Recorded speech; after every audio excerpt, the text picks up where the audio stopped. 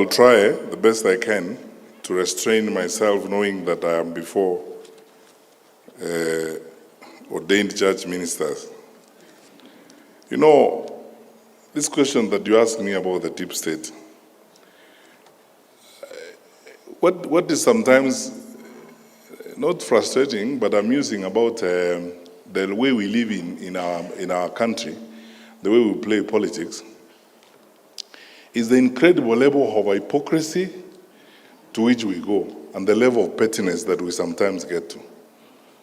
Because just picture a situation where I am the Minister for Interior, I sit in the National Security Council, and I go out in public and complain about the Inspector General who sits with me in the National Security Council. Am I serious? You know?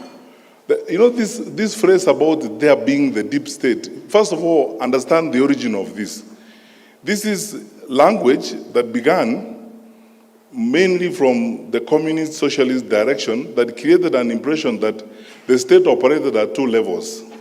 The open, formal, known level understood by everybody, but the secret, informal level that is insidious, devilish, that is a dark operation that is intended to do evil and bad for everybody. I ask the question, in a country that doesn't have a single detainee, in a country where a presidential election has been nullified before and the president and all its people have faithfully gone back to the election, you know what has happened with this election? And I said it in another meeting, that after the COVID-19 pandemic, now the new pandemic we are dealing with is the pandemic of lies. Yeah. It's the pandemic of lies. You know, people stand up and they say things that they think make sense. You know, I've been looking at politicians, and fortunately I have the opportunity of having served in cabinet. I know how a budget is drawn, and I know how much money we have in our resources to draw a budget. When a political leader, a national leader tells people, I will put aside 150 billion for market women. I'll put aside 50 billion for boda boda. I'll put aside 100 billion for this. I know how much our budget is and the projected growth of our budget. That time you have not talked about the amount of money that you are taking to counties. You have not talked about transfers for the education sector and so on. Where are you going to get that money to provide that kind of service? You're just lying to those people because you are telling them things they want to hear. And because they won't ask you questions, you just get along with it. You know, when you keep saying this deep state, who is that? And the people who are using that phrase and complaining are members of the National Security Council. They hold public offices. They tell you they are powerful people. So who is that? You know, this facade and stories that are being coined and being bandied around, just so that people create excuses and they camouflage around things that don't exist to survive, or create excuses and pathways of lying and carrying the public along with them. I want to ask you as church ministers, I am your son, and as a public servant, we have a country to serve. Let us not be victims of some of these lies that you keep hearing around. But things that just don't make sense even to a fool. How would you tell people?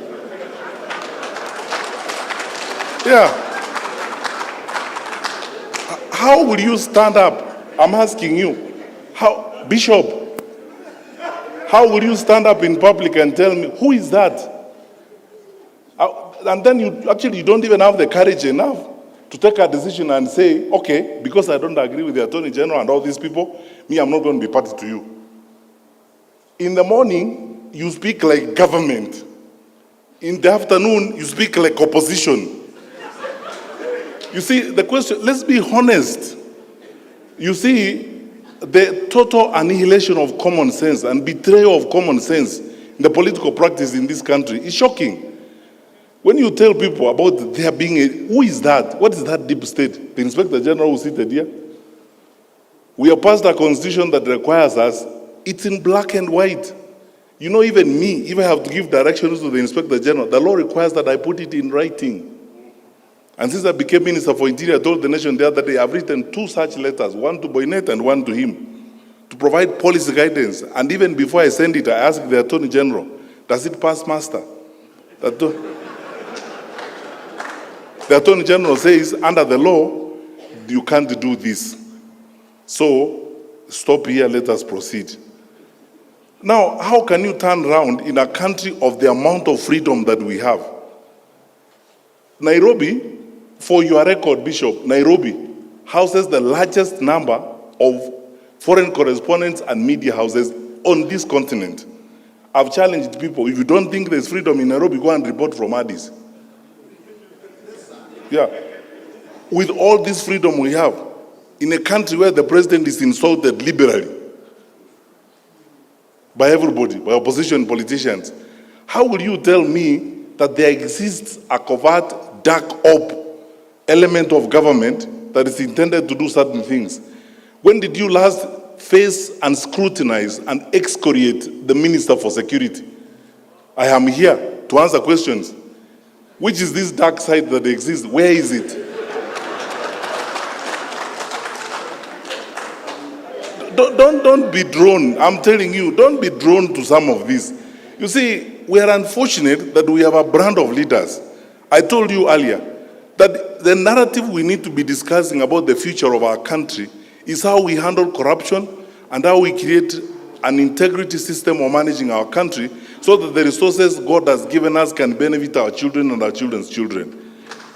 Now, instead of having that conversation, the artists, the political artists who want to avoid that conversation, they come up with all manner of excuses. Oh, there are people who hate me called deep state, and you sit with them daily. So when do they become deep? When they are with you or when they are not with you?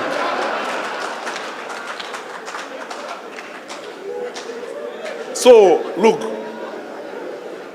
forget about this. We run an open, transparent, accountable government. Our president, my boss, is probably one of the most liberal and open-minded heads of state on this continent. We are a responsive government. I am not aware. Tell me what you want to know about this government and where you want to go, I take you there. Do you want to go and sit in MC3 in Matiang'I's office and watch the patrol thing? And so on. When you ask questions, we will answer. But you see, to create campaign jargon, this story of you must look for a way of creating some level of sympathy so that people can sympathize with you, that you are an underdog. So you create some phantom, some fictitious devils that are existent somewhere that are against you. And these devils are not described. So you use some communist type language and call them deep state. And say, these people, they may be having the state, but we have God. God is for all of us. You can't have God yourself. So, Bishop, forget about this thing, my brother. Let's just go forward and build our country. That doesn't exist. Secondly, and that's why I say thank you for asking me this question, because I never get this opportunity to respond to these things. So I tell you what I think. I mean, if I wasn't before religious leaders, I would have even used a stronger language. Because this is petty, it's empty, there's nothing, it's hollow. People are just loitering around saying things that don't exist. Let them deal with issues. I keep telling people, these elections are like an interview. You leaders have conducted interviews before, haven't you? So when I come before you, you tell me, Fred, good, you want this job? Yes. Where have you been? I tell you, I was headmaster there, I was this. You ask me, what did you do when you were there? How did you handle the students? What did happen? And so on. People are running around here who have held public responsibilities. They are not accounting for what they did when they were holding those public responsibilities. You are the religious leaders. The story of talents in the New Testament. What did you do with the ones I gave you first before you come for more? Now, yeah. Now they are lying. Yeah. They are moving around and saying, oh, you know me, As you know, please sympathize with me.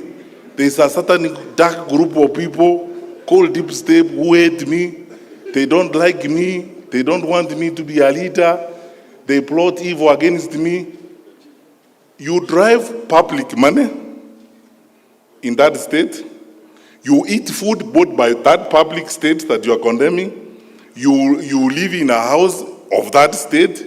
When does it become deep and deeper than you?